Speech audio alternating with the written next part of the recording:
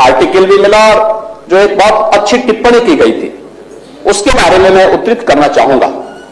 उसमें एक सज्जन ने लिखा कि पिछले 1.5 महीने में वामपंथियों और समाजवादियों की बाल खंगाल लीजिए, महाकुंभ को लेकर विश्व भ्रमण के अलावा कुछ नहीं उनको दिखेगा। गंदगी, अव्यवस्था, पर्यटकों की परेशानी के अलावा उनकी बजबजाती वाल पर दोषी कुछ भी नहीं मिलेगा। लेकिन इन सब से पर धरातल पर इनकी बजबजाती विचारधारा का कोई असर नहीं। हज के दौरान अव्यवस्था से होने वाली सैकड़ों मौतों पर चुप्पी साध जाने वाले भारत के वामपंथी, सेकुलर, इस्लामिक स्कॉलर महाकुंभ की भव्यता पर उल्टी करते ही नजर आएंगे।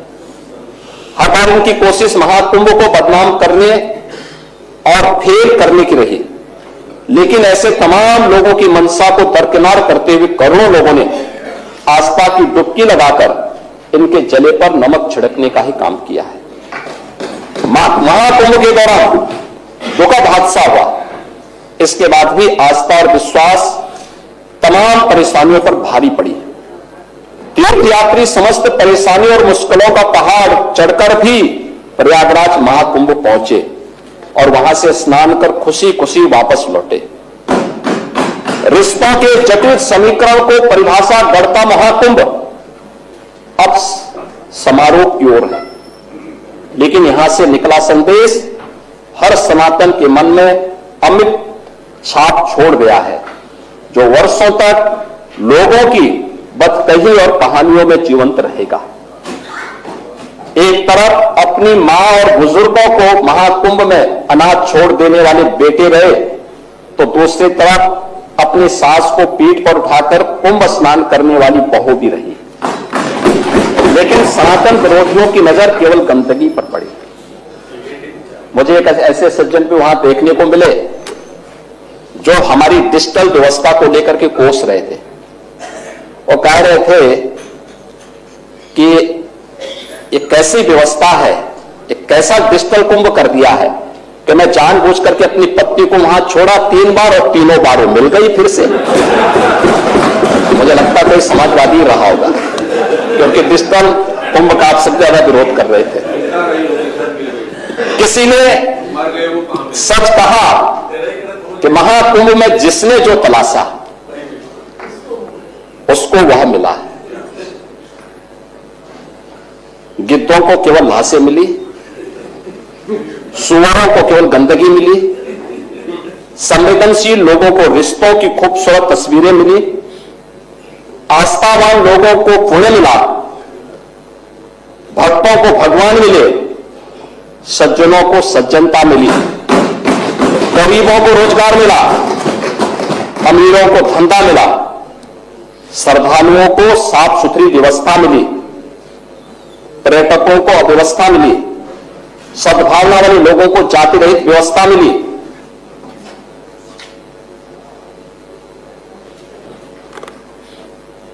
मृत्यु का इंतजार करने वालों को मृत्यु भी मिली और भारत की मृत्युंजय की कामना करने वालों के लिए मृत्युंजय महाकुंभ के भी दर्शन उन्हें वहां पर हुए हैं। मतलब सबने अपने अपने स्वभाव और चरित्र के अनुसार चीजों को देखा। एक ही घाट पर सभी जाति और वर्ग के तीर्थ यात्री स्नानार्थी बिना किसी भेदभाव के नहाते रहे। सनातन की सुंदरता वामपंथियों और समाजवादियों को नजर नहीं आई, लेकिन पर्यटकों को पहुंचने में परेशानी हो गई, यह जरूर नजर आ गया। ये का तो कोई इंतजार नहीं करता। एक आपके ही शांत रहिए, आपके ही एक मित्र ने इस पर टिप्पणी की थी और उसका जवाब माननीय राज्यपाल पश्चिमी बंगाल ने दे दिया था कि महाकुंभ मेला मृत्युंजय मेला है, एक मृत्युंजय का उत्सव है। ये वहां के राज्यपाल जी ने स्वयं ही उसका जवाब देते हुए इस बारे में अपनी टिप्पणी में उन्होंने स्पष्ट कर दिया था। महोदय, जो लोग गंगा जल के अस्तित्व पर प्रश्न खड़ा कर रहे थे, उसका जवाब भी वहां के एक वैज्ञानिक ने दिया। स्नान योग्य ही नहीं, अल्कलाइन वाटर जितना शुद्ध है गंगा का जल। ये है डॉक्टर अजय सोनकर। इन्होंने प्रयागराज में अपनी स्वयं की लैब से इस बात को साबित किया है। Uttar Pradesh pollution control board ने भी और अब केंद्रीय पॉल्यूशन कंट्रोल बोर्ड ने भी इस बात को साबित किया है कि गंगा जल में वह ताकत है कि अपनी शुद्धि को बनाए रखने की सामर्थ्य उसमें है।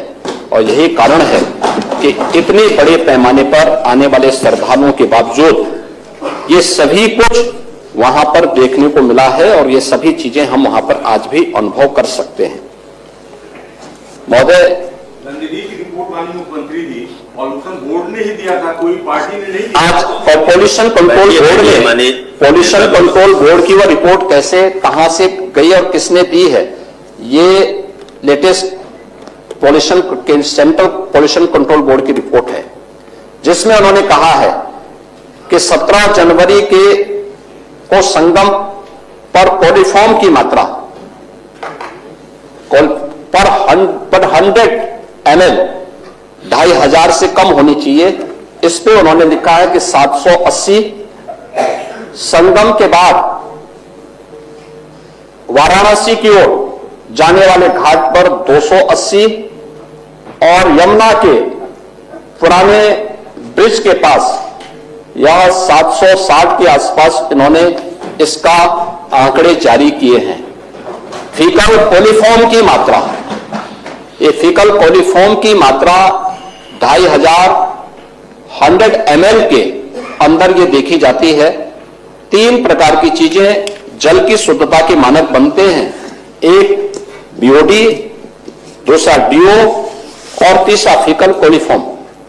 ये तीनों में संगम स्थल जहां पे श्रद्धालु स्नान कर रहा है, करोड़ों श्रद्धालु संगम में स्नान कर रहा है, ये तीनों उस दायरे में है जो पॉल्यूशन कंट्रोल बोर्ड के मानक हैं और उन मानकों को ये पूरा करता है।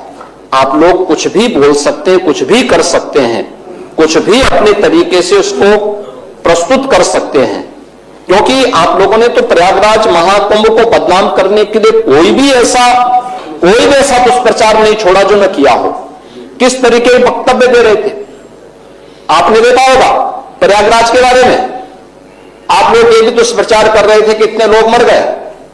आपका सोशल मीडिया हैंडल गोरखपुर और बस्ती मंडल का दे रहा था कि गोरखपुर बस्ती मंडल के 35 लोग मर गए। वे 35 के 35 लोग अपने घर पहुंच गए।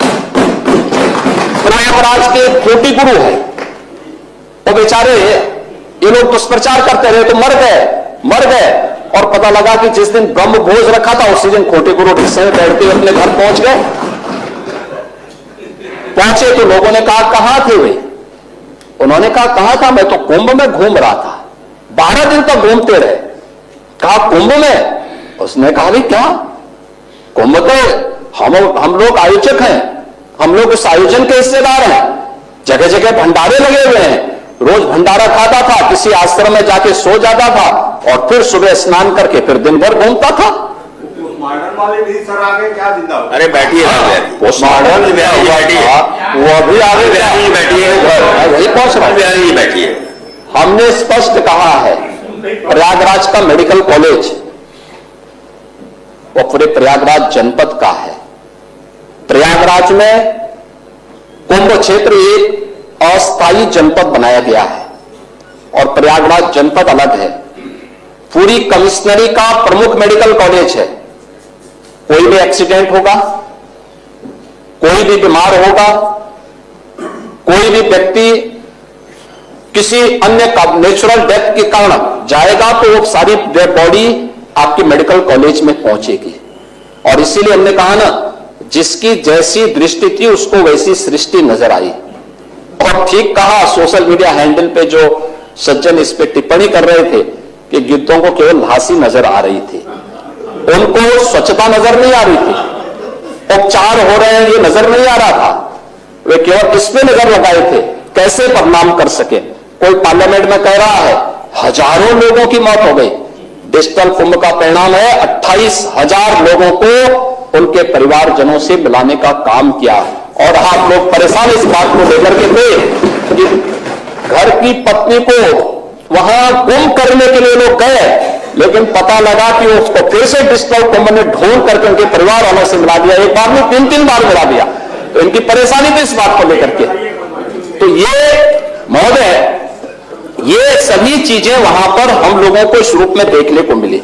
लेकिन समाजवादी पार्टी का जो आचरण इस देश से था वह, या कांग्रेस का जो आचरण था, वह किसी भी दिशा में भारत को बदनाम करने, और मैं तो बार बार कहता हूं कि आपकी लड़ाई बीजेपी से हो सकती है,